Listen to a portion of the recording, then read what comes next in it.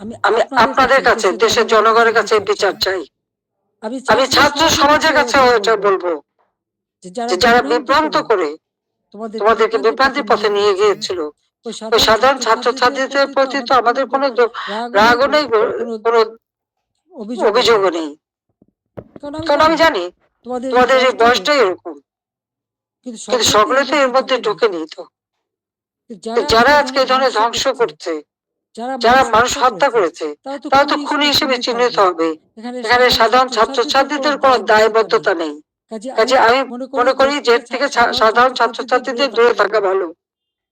এদের এই ধ্বংস যজ্ঞের যেন অংশ না নেয়, বরং লেখাপড়ার পরিবেশ ফিরে আসুক, আরো উন্নত জীবন তোমরা পাও, আমি সেই দোয়াই করি। কিন্তু যে ইতিহাস আমাদের রক্তের অক্ষরে লেখা, সেই ইতিহাস ভুললে পরে নিজেদের অস্তিত্ব থাকবে না। সেই ইতিহাস ভুললে পরে আমরা বিশ্বে মাথা তুলে দাঁড়াতে পারবো না, চলতে পারবো না। 15ই আগস্টের পরে আমরা পারতাম না। খুনের জাতি হিসেবে পরিচিত ছিল এই দেশ, ভিক্ষার জাতি হিসেবে পরিচিত ছিল, প্রাকৃতিক দুর্যোগের দেশ হিসেবে পরিচিত ছিল। আমি সেখান থেকে বাংলাদেশকে উন্নত করে উন্নয়নের রোল মডেল হিসেবে সারা বিশ্বে বাংলাদেশের সম্মান নিয়ে এসেছিলাম। সারা বিশ্ব বাংলাদেশের উন্নয়নকে বিস্ময় বলে পরিচয় করত, তারা বিস্ময় বলে স্বীকার করত। কিন্তু 2024 সালের এই আগস্ট মাস থেকে আজকে বাংলাদেশ আবার সেই ধ্বংসের দেশ।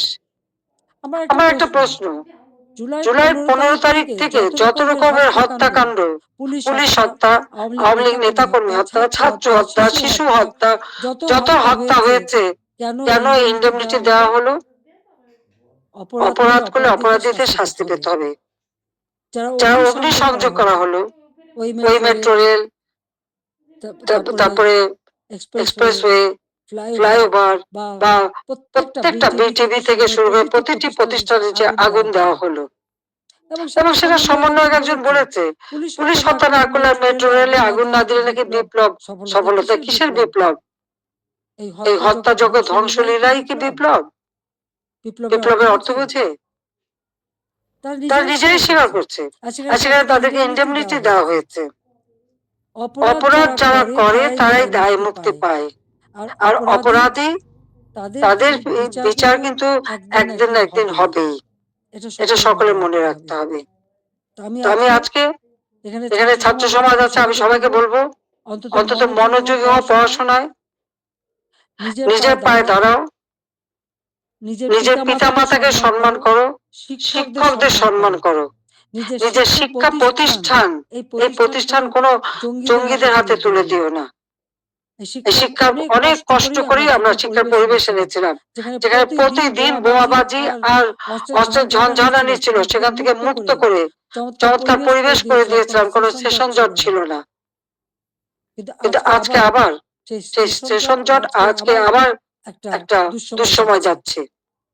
আমাদের এই তরুণ সমাজই পারে এখান থেকে পরিবর্তন আনতে। যে চেতনা নিয়ে লাখো শহীদ রক্ত দিয়েছে, সে চেতনাকে ধ্বংস হতে দিও না, তাহলে নিজের বিদেশেও মুখ দেখাতে পারবে না, দেশেও না। মানুষের ধিক্কার ছাড়া কিছু জুটবে না। কাজে সকলে সাধারণ শিক্ষার্থীদের বলবো, তোমরা দেশকে ভালোবাসো, দেশের মানুষকে ভালোবাসো, মানুষের কল্যাণে কাজ করো।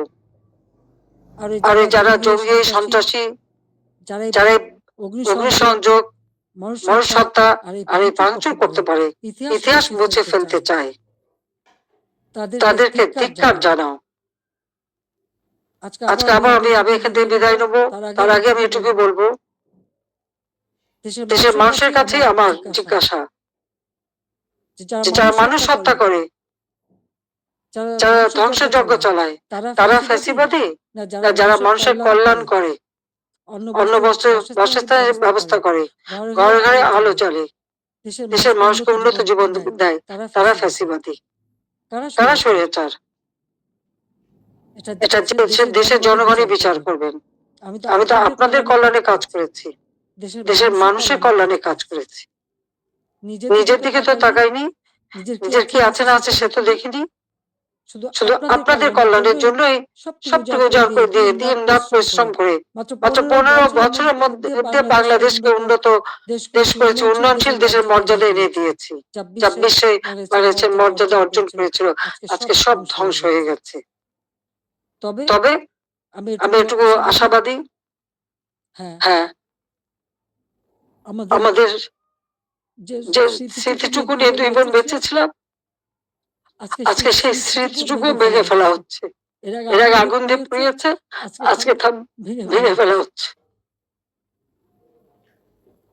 হ্যাঁ, হ্যাঁ, একটা দালানও দালান খেয়ে খেয়ে ফেলতে ফেলতে পারে। পারে, ইতিহাসও ইতিহাস মুছতে মুছতে পারবে না। পারবে না। একবার একবার ভাঙলে আবার ভাঙলে আমরা আবার আমরা গড়তে গড়তে পারবো। পারবো।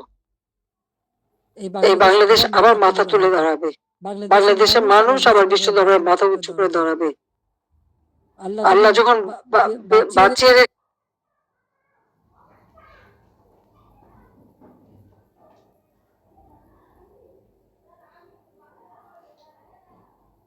রেখেছেন, রেখেছেন, তো তো নিশ্চয়ই আবার নিশ্চয়ই আবার কিছু কিছু কাজ কাজ বাকি বাকি আছে। আছে। সেটুকু সেটুকু করার জন্য করার আল্লাহ জন্য আল্লাহ বাঁচিয়ে বাঁচিয়ে রেখেছেন। নইলে রেখেছেন, নইলে বারবার কেন বারবার কেন মৃত্যুর হাত মৃত্যুর থেকে হাত বেঁচে থেকে বেঁচে আসবো? আসবো। মানুষের দোয়া, উপরে আল্লাহ রাব্বুল আলামিন ওই ওই গ্রেনেড গ্রেনেড হামলা, হামলা, গুলি, গুলি, বোমা সব বোমা জায়গা সব জায়গা থেকে তো আমাকে আমাকে রক্ষা করে রক্ষা নিয়ে করে নিয়ে এসেছেন। এসেছেন। এবারেও তো এবারেও সেই তো একই সেই একই অবস্থা। অবস্থা। এবার তো এবার তো একটাই লক্ষ্য একটাই ছিল। লক্ষ্য ছিল, তার তার মেটিকুলাস মেটিকুলাস ডিজাইনই ছিল ডিজাইনই ছিল ইউনূস ইউনূস সাহেবের সাহেবের আমাদের আমাকে 2 বোনকে বোনকে হত্যা করা। হত্যা করা। তারপরেও তারপরেও কিভাবে আল্লাহ আমাদেরকে আমাদেরকে রক্ষা রক্ষা করেছেন। করেছেন। কাজেই কাজেই আবার আবার বাংলাদেশ ফিরে বাংলাদেশ ফিরে আসবে। আসবে, মুক্তিযুদ্ধের মুক্তিযুদ্ধের চেতনা গড়ে চেতনা উঠবে। গড়ে উঠবে। শহীদের রক্ত শহীদের রক্ত কখনো কখনো বৃথা বৃথা যেতে যেতে পারে না। পারে না। এটাই এটাই আমার আমার কথা। কথা। আমি আমি ছাত্রলীগকে ছাত্রলীগকে ব্যান ব্যান করেছি, ছাত্রকে ব্যান ছাত্রকে করার ব্যান কোনো করার কোনো অধিকার নেই। অধিকার নেই। কারণ ইউনূস কারণ সাহেবের ইউনূস সাহেবের ক্ষমতা ক্ষমতা দখল দখল সম্পূর্ণ সম্পূর্ণ অবৈধ, অবৈধ, অসাংবিধানিক। অসাংবিধানিক। অস্ত্র অস্ত্র অর্থের জোরে অর্থের জোরে মানুষ খুন মানুষ করে খুন করে মানুষের মানুষের লাশের উপর লাশের পাড়া উপর দিয়ে সে পাড়া দিয়ে সে ক্ষমতায় ক্ষমতা এসেছে। এসেছে। এভাবে এভাবে অন্যায় করে যারা যারা ক্ষমতা এই আসে, এই ক্ষমতা ক্ষমতা কিছুদিন ভোগ কিছুদিন ভোগ করতে পারে। করতে পারে। কারণ কারণ নিজে ট্যাক্স দেবে না, মানুষের উপর ট্যাক্সের বোঝা চাপাবে, ভ্যাট ভ্যাট বসাবে। বসাবে। ভাত জনগণের দিতে ভাত দিতে না, পারবে না, পুলিশের পুলিশের পোশাক পোশাক বদলায়। বদলায়, পাকিস্তানিদের পাকিস্তানিদের পোশাকের সাথে মিলিয়ে পোশাক পরায়। পরায়। কৃষক কৃষক চাষ করতে পারে না, সার পায় না, সেচ পায় না, শ্রমিক কাজ শ্রমিক পায় কাজ না, পায় না, শ্রমিকদের বেকার শ্রমিকদের করে বেকার দেয়। করে দেয়। অথচ অথচ নিজের নিজের অর্থ অর্থ সম্পদ সম্পদ ঠিকই আছে ঠিকই আছে, এবং এবং অর্থ পাচার করা অব্যাহত রেখে রেখে দিয়েছে। দিয়েছে। কাজে কাজে এ অন্যায় আল্লাহ আল্লাহ রাব্বুল রাব্বুল আমিনও আমিনও সইবে না। সইবে না। এবং এবং বাংলাদেশের বাংলাদেশের মানুষকেও মানুষকেও বলবো, বলবো, আপনারাও এই আপনারা ওই অন্যায়ের অন্যায়ের প্রতিবাদ করবেন, প্রতিরোধ প্রতিরোধ গড়ে তুলবেন। বাংলাদেশকে এভাবে ধ্বংস হতে দেবেন না। আমি আছি আপনাদের পাশে। আমি যত দূরেই থাকি না কেন, আমার মন আপনাদের সাথে আছে, আর আপনারা আমার মনের ভিতরে আছেন। বাংলার জনগণকে নিয়ে তো সব শোক ভুলেছিলাম। বাংলাদেশের মানুষকেই তো একটা নিজের পরিবার হিসেবে আমি নিয়েছিলাম। আর আর সেইভাবে সেইভাবে নিজের ছেলে মেয়েকে শ্রম বঞ্চিত করেছি, কিন্তু কিন্তু আপনাদের জন্য দিন রাত পরিশ্রম করেছি। কাজে আমি আপনাদের কাছে বিচার চাই, আর আর আপনাদের আপনাদের সহযোগিতা চাই সহযোগিতা চাই, যে যে এই ধ্বংসযজ্ঞ ধ্বংসযজ্ঞ থেকে যেন বাংলাদেশ মুক্তি পায়, এই দমবদ্ধ করা পরিবেশ থেকে যেন বাংলাদেশের মানুষ মুক্তি পায়, বাংলাদেশের মানুষ যেন জীবনে নিরাপত্তা পায়, শান্তিতে চলতে পারে, সেটাই আমাদের কামনা, সেটাই আমরা চাই। কাজে আজকে যারা এই ধরনের দুর্বৃত্ত পরায়ণ করছে, এই দুর্বৃত্ত পরায়ণদের হাত থেকে, এই দুর্বৃত্তদের হাত থেকে দেশকে রক্ষা করতে হবে। তার জন্য সকলকে ঘুরে দাঁড়াতে হবে, প্রতিরোধ গড়ে তুলতে হবে। আসুন সকলে মিলে আবার আমরা আমাদের দেশকে মুক্তিযুদ্ধের চেতনায় গড়ে তুলি। ইনশাআল্লাহ 2041 সালের মধ্যে বাংলাদেশ ক্ষুধামুক্ত, দারিদ্র্যমুক্ত, উন্নত, সমৃদ্ধ, স্মার্ট বাংলাদেশ হিসেবে গড়ে উঠবে। এবং সেটা আমরা করতে পারবো ইনশাআল্লাহ। জয় বাংলা, জয় বঙ্গবন্ধু, বাংলাদেশ চিরজীবী হোক। ছাত্রলীগকে ধন্যবাদ আজকে এই সুযোগটা করে দেওয়ার জন্য। তোমরা ভালো থাকো, তোমাদের দোয়া করি, সেই সাথে সকল ছাত্র সমাজ, তাদের জন্য আমার দোয়া আশীর্বাদ রইল। সবাইকে আবার বলবো, মনোযোগ দিয়ে লেখাপড়া শেখো, দেশকে ভালোবাসো, দেশের মানুষকে ভালোবাসো, দেশের কল্যাণে কাজ করো। আমার দোয়া আশীর্বাদ সবসময় তোমাদের জন্য থাকবে। খোদা হাফেজ। জয় বাংলা, জয় বঙ্গবন্ধু।